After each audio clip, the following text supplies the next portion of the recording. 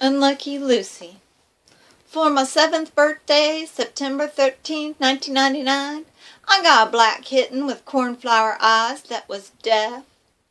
He was a house cat 'cause he needed looking after. I named him Lucky. 6 years later, while I was 13, on a Friday the 13th in May of 2005, and it was one of my chores to mow the bottom flat of the hollow around the house, Lucky's black fur blended in with the shadows under the azalea bush. I never saw him laying up under it, and being deaf, he never heard the lawn tractor coming. I like to think he was asleep when I ran him over, and he never knew what hit him. Well, I think that's what started the curse. Every Friday the 13th since then, I've been terrible bad luck. Like the following January 13th, 2006, when I was 14, I was waiting for the school bus with all the other kids up at the end of the holler, standing next to my best friend Caitlin, when out of nowhere flies a golf ball, at 7 in the morning in January, mind you, and whacks her right in the mouth. It knocked out one of her grown-up teeth, it hit her so hard.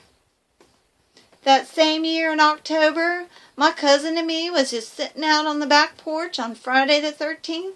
This possum comes right off the hill and straight at us.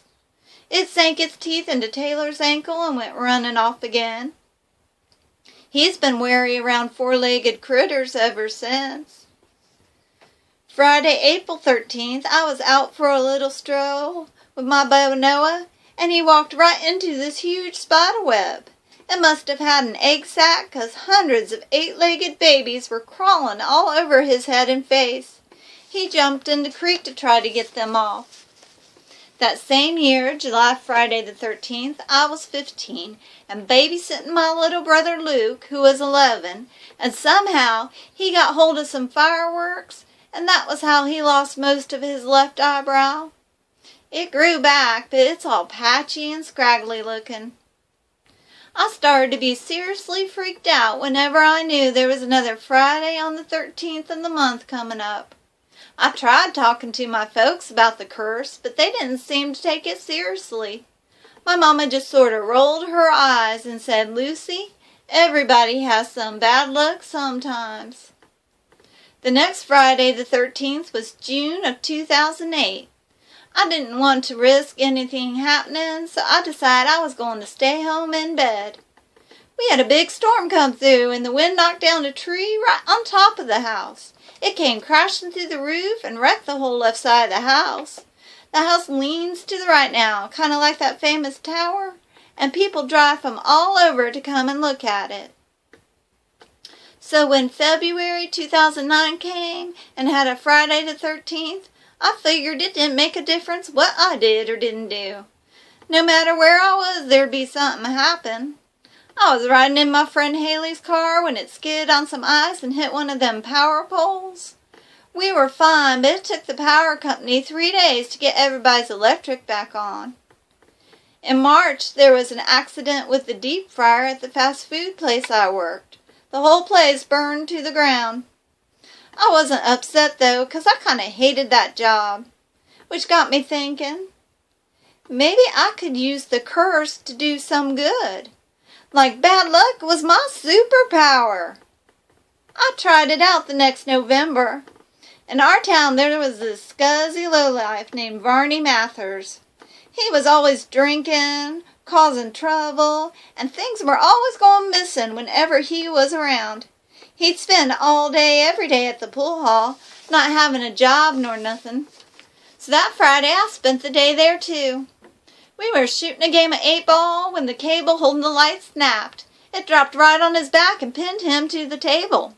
He was laid up for months, and when he did get up and around again, he was nothing like he had been before.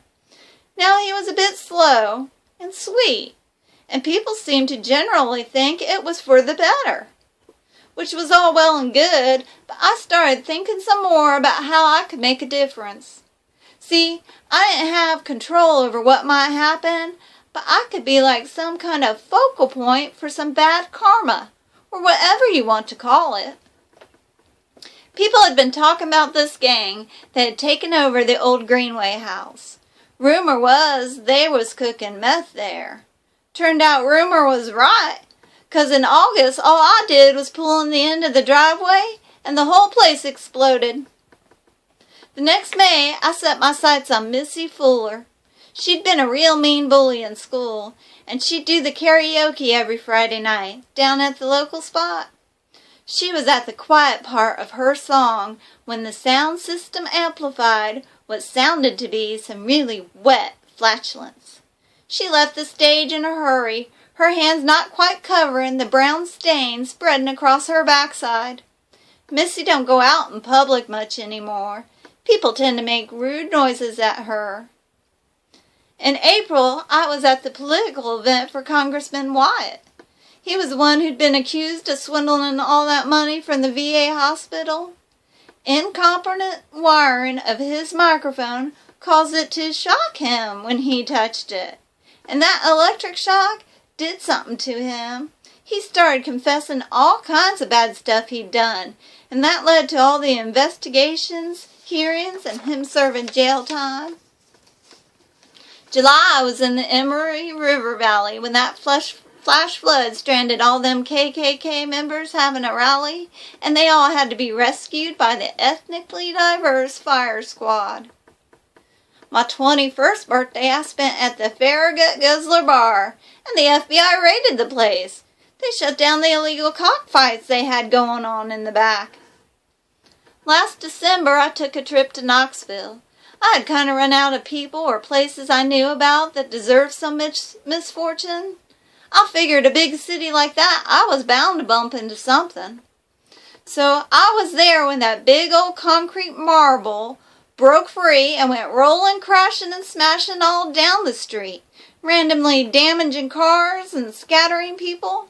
That was a sight to see. That brings us up to date to tonight. I'm telling you all this because I think it's only right to let you know that I'm here for you. You know what you've done better than I do.